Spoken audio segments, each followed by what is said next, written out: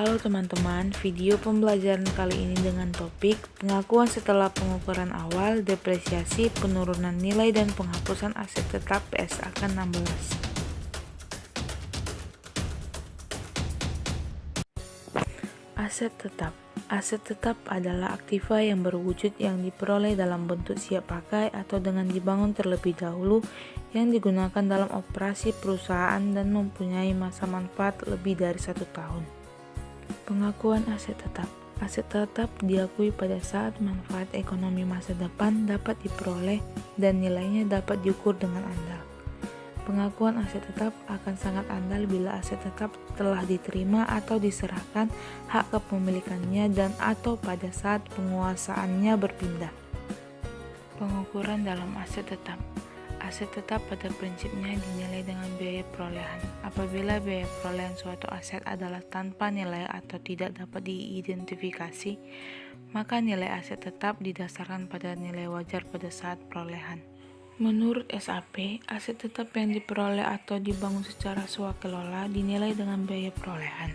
Secara umum, yang dimaksud dengan biaya perolehan adalah jumlah biaya yang dikeluarkan untuk memperoleh aset tetap sampai dengan aset tetap tersebut dalam kondisi dan tempat yang siap untuk digunakan. Contoh kasus perolehan tanah. Pemerintah daerah X membeli tanah dengan harga 30 miliar, di mana di atasnya berdiri bangunan senilai 10 miliar. Untuk membuat tanah tersebut siap digunakan, maka harus dikeluarkan lagi biaya untuk pembongkaran bangunan sebesar 2 miliar, pematangan tanah sebesar 1 miliar, dan balik nama sebesar 1 miliar.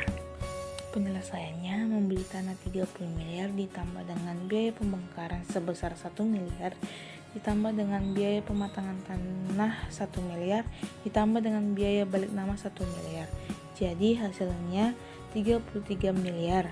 Maka harga perolehan tanah tersebut adalah sebesar 33 miliar. Pengukuran setelah pengakuan awal. Model biaya. Setelah pengakuan sebagai aset, aset tetap dicatat pada biaya perolehan dikurangi akumulasi penyusutan dan akumulasi rugi penurunan nilai. Lalu ada model revaluasi. Nilai wajar pada tanggal revaluasian dikurangi akumulasi penyusutan dan akumulasi rugi penurunan nilai setelah tanggal revaluasi. Hal ini untuk memastikan tidak ada beda material. Jika suatu aset tetap direvaluasi, maka seluruh aset tetap dalam kelompok yang sama direvaluasi. Contohnya tanah, mesin, kapal, pesawat. Depresiasi. Depresiasi adalah metode pengalokasian biaya aset tetap untuk menyusukan nilai aset tetap secara sistematis selama periode manfaat dari aset tersebut. Nilai biaya aset yang didepresiasikan merupakan nilai yang akan dialokasikan secara sistematis sepanjang masa manfaat dari aset.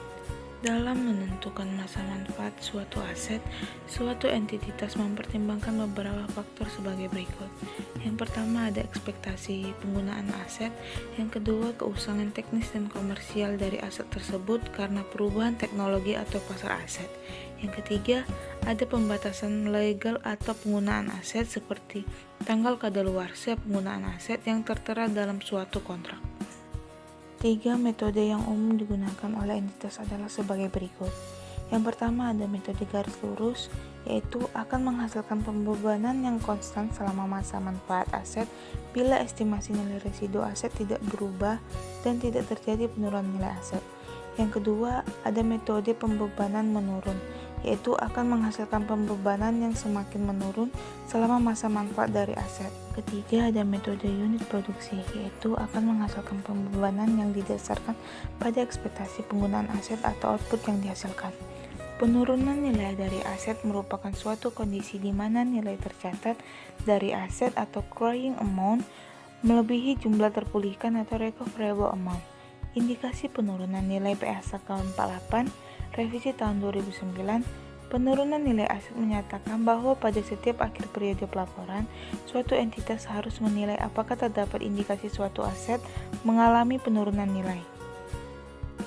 Pengukuran penurunan nilai setelah suatu entitas mengevaluasi adanya indikasi penurunan nilai dan ternyata menemukan adanya indikasi penurunan nilai, maka harus dilakukan pengujian atas penurunan nilai. Pengujian tersebut dilakukan dengan membandingkan antara jumlah tercatat dari aset dengan jumlah terpulihkannya. Apabila jumlah tercatatnya lebih tinggi dari jumlah terpulihkan, maka selisih antara keduanya tersebut diakui sebagai rugi penurunan nilai dan nilai tercatat aset diturunkan menjadi sebesar jumlah terpulihkan tersebut. Apabila jumlah tercatatnya lebih rendah dari jumlah terpulihkan, maka tidak terdapat penurunan nilai. Contoh kasus depresiasi menggunakan metode penyusutan garis lurus. Perusahaan kertas membeli mesin cetak pada awal tahun dengan harga 100 juta dengan nilai sisa sejumlah 10 juta. Umur ekonomis dari mesin tersebut selama 10 tahun adalah penyelesaiannya, penyusutan per tahun sama dengan harga perolehan dikurang nilai sisa dibagi dengan taksiran umur kegunaan, yaitu 100 juta dikurang 10 juta dibagi dengan 10, yaitu 90 juta dibagi 10 menjadi 9 juta. Jumlah penyusutan dan akumulasi mesin pencetak tersebut disusun dalam bentuk tabel seperti berikut ini. Kesimpulan, aktiva tetap biasanya menyangkut jumlah dana yang sangat besar dan untuk beberapa perusahaan tertentu, jumlah aktiva tetap adalah yang terbesar dibandingkan jenis aktiva lainnya. Metode-metode depresiasi yaitu metode garis lurus, metode saldo menurun, metode jumlah angka-angka tahun, dan metode satuan kegiatan. Pengeluaran selama masa pemakaian aktiva tetap dapat dikelompokkan menjadi reparasi dan pemeliharaan, penggantian, perbaikan, penambahan, dan penyusunan kembali aktiva tetap. Depresiasi periodik didasarkan pada pertama harga perolehan, kedua nilai residu atau nilai sisa adalah taksiran nilai tunai aktiva pada akhir masa manfaat aktiva tersebut, ketiga masa manfaat atau umur aktiva adalah jangka waktu pemakaian aktiva yang ditetapkan.